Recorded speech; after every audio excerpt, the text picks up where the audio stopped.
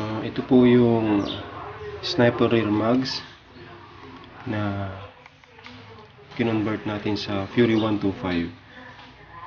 Ipapakita ko po ngayon yung mga ginawa ko dito para mag-fit dun sa rear axle ng ating Fury. Ito po yung stock bearing ng Sniper 150. Ang number po niya ay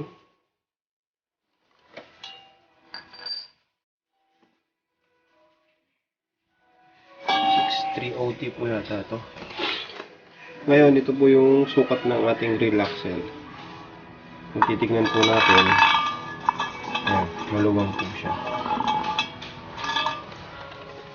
Para mag-fit po yung rear axle ng ating Fury dito sa rear mags ng Sniper 150, kailangan po natin gumawa ng sapik.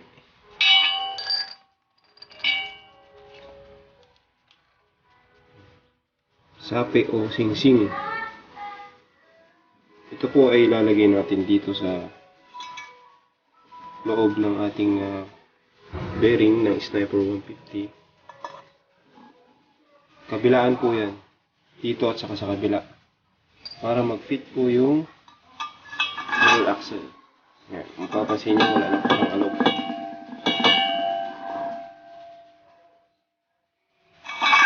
Or kunin nyo po yung rear bearing ng Fury, tapos paturno nyo po yung mags para mag-fit itong rear bearing ng stock ng Fury 125 sa Sniper 150 mags. Dalawa po diskarte, either gumawa po kayo ng singsing o ring para mag-fit yung rear axle ng Fury dun sa stock bearing ng Sniper 150, or paturno nyo po yung Sniper mags para mag-fit yung rear bearing ng Fury 125. So, okay na tayo dun sa axle. Next, yung rubber damper. Ang gagamitin po nating rubber damper ay pang Raider R150.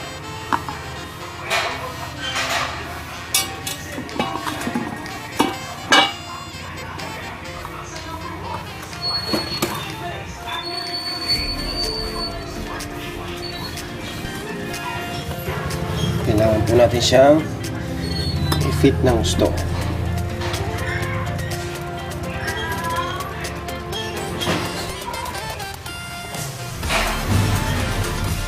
Pagka tinulak nyo pa yan, mababa pa po yan.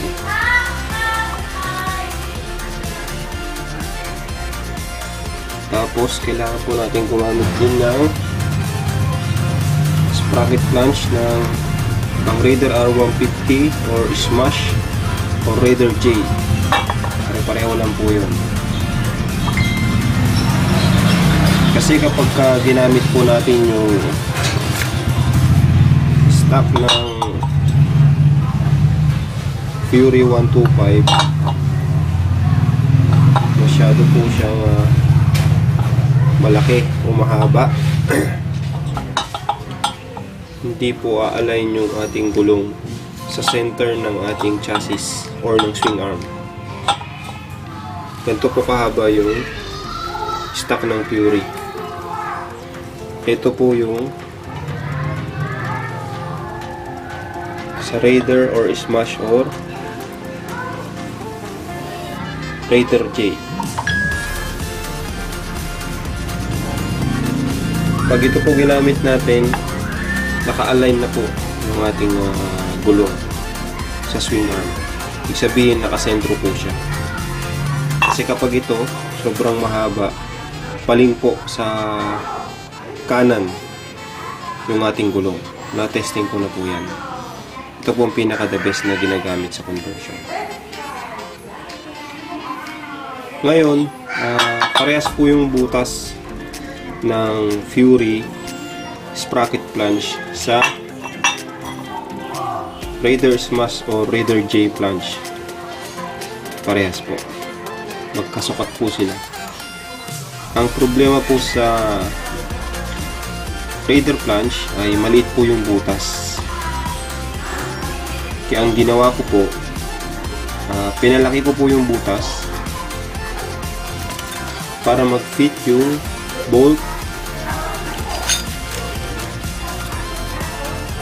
nut, saka sprocket lock ng Fury 125 at yung Fury sprocket.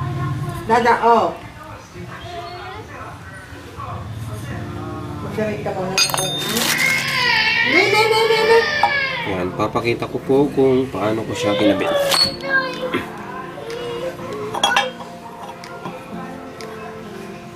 Nga po pala,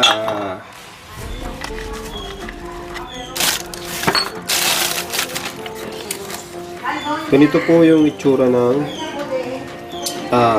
hub spacer ng Sniper 150. Malaki po yung butas. Kapag hindi po natin to pinalitan, lulusot lang po yung ating sape o ring. Kaya kailangan po natin ito palitan ng pang Raider R150 na spacer sa loob. Sakto po siya dun sa bearing, tsaka dun sa sapi natin para hindi po lumusot. Pero kapag ang gamit nyo po ay yung pinatorno na mags na Fury bearing, kahit di na po kayo magpalit ng inner spacer sa loob kasi sasaluhin din naman po. Pero kapag gumamit kayo ng sapi at ayaw nyo ipatorno yung sniper mags, obligado po kayo gumawa ng sapi at magpalit ng Raider 150 hub spacer sa loob.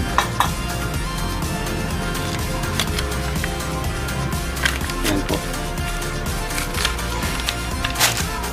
Tapos yung Raider Plunge, kailangan nyo rin po ng sprocket plunge bearing. At the same time, kailangan nyo rin po ng inner spacer ng sprocket plunge ng Raider din. Ito yung nilalagay dito sa gitna.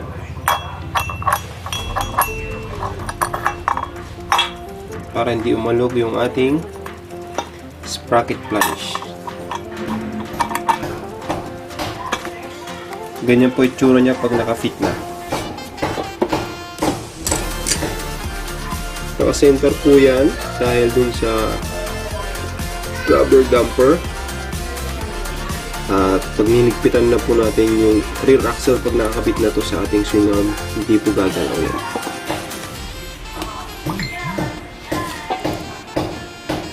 Papakita ko kung okay na yung fit na ng ating sprocket plunge. Ngayon, para makatipid tayo, gagamitin din natin, katulad ng sinabi ko kanina, yung sprocket, bolt, saka nut, saka sprocket lock ng Fury 125. Tulad ng sabi ko po kanina, pinalaki ko po yung butas para mag-fit. Papakita ko po sa inyo kung paano po.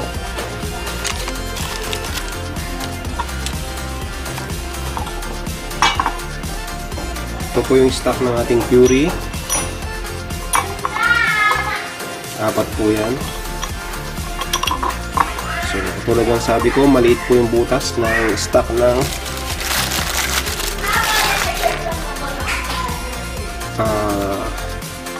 Raider Plunge. Kaya pinalaki ko para mag-fit.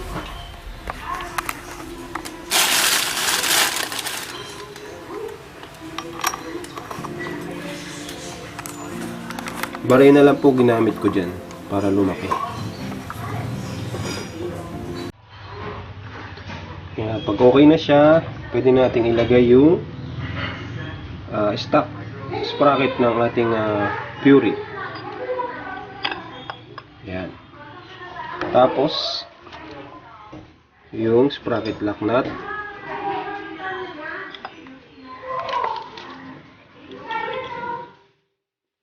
Tapos, yung apat na nut.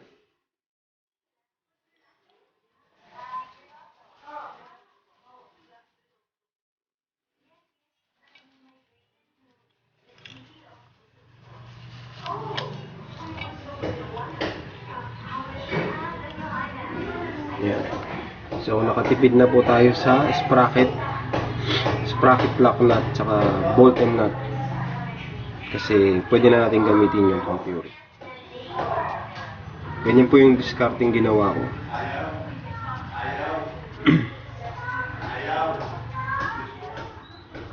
Yung iba, gumagamit po sila ng XRM flange. Pero may modifications pa po yung sa loob eh. Kailangan pong kayurin yung loob para mag-fit yung lagayan ng bearing ng Sniper Max. Pero dito po sa Raider Smash or Raider J flange, fit po siya. Yan po ginagamit ko ever since. Kasi natry ko na rin po yung XRM flange. Tsaka yung Fury flange. Ito po yung pinaka best fit para sa ating conversion ng Sniper Mag sa ating Fury 1.5. At the same time, naka-align po yung ating sprocket dun sa ating engine sprocket pagka in-install na natin ito. Next, pakita ko po sa inyo ito kapag nakakabit na. Narito na po yung naka-install na po yung Sniper Max.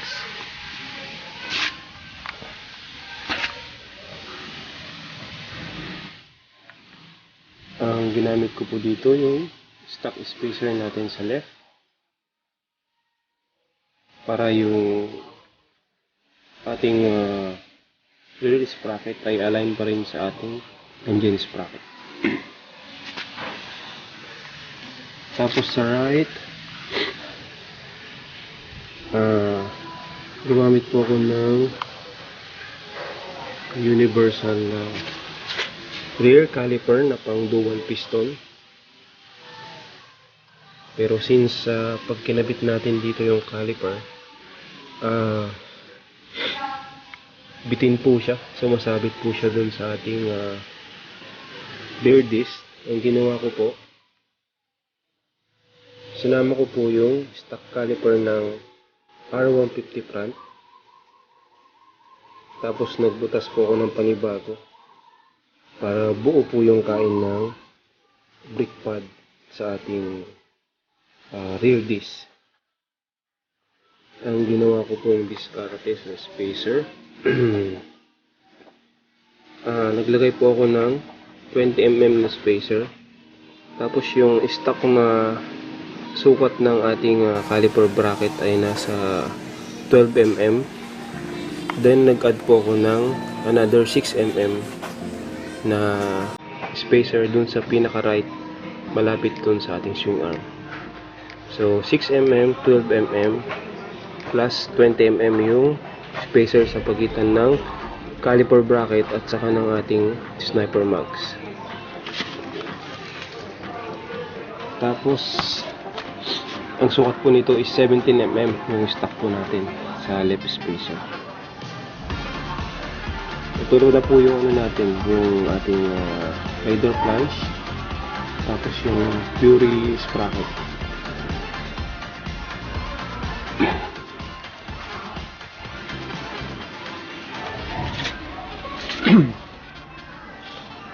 Bali pagka ayan po, pinaikot natin siya. Free wheel po siya, kung mapapansin niya. Kasi naka-align din yung ating caliper dun sa ating disc.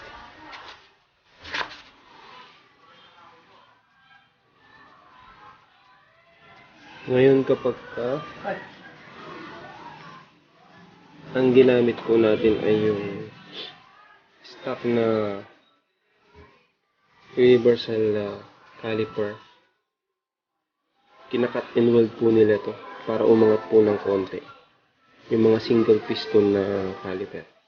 Kinakat and weld po nila to para umangat ng konti. Para hindi sumabit dito sa disc. Ang diskarte naman po nun,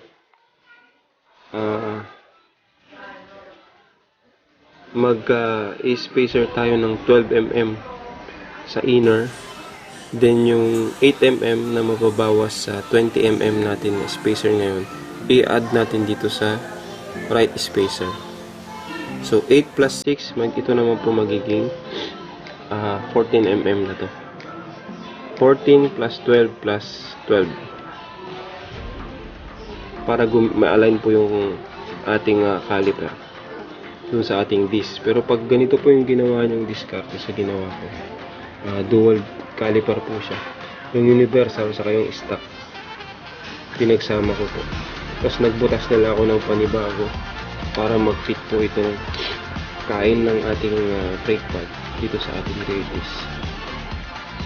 Kaya ang spacer ko po ay 17mm sa left side, tapos 20mm sa inner, 12mm po to, saka 6mm. Kaya nakasentro po yung aking rear tire sa ating swing arm.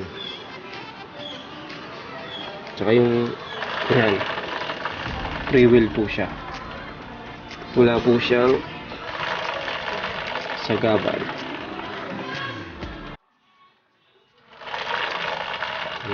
Tapos nakasentro po siya sa ating swing arm.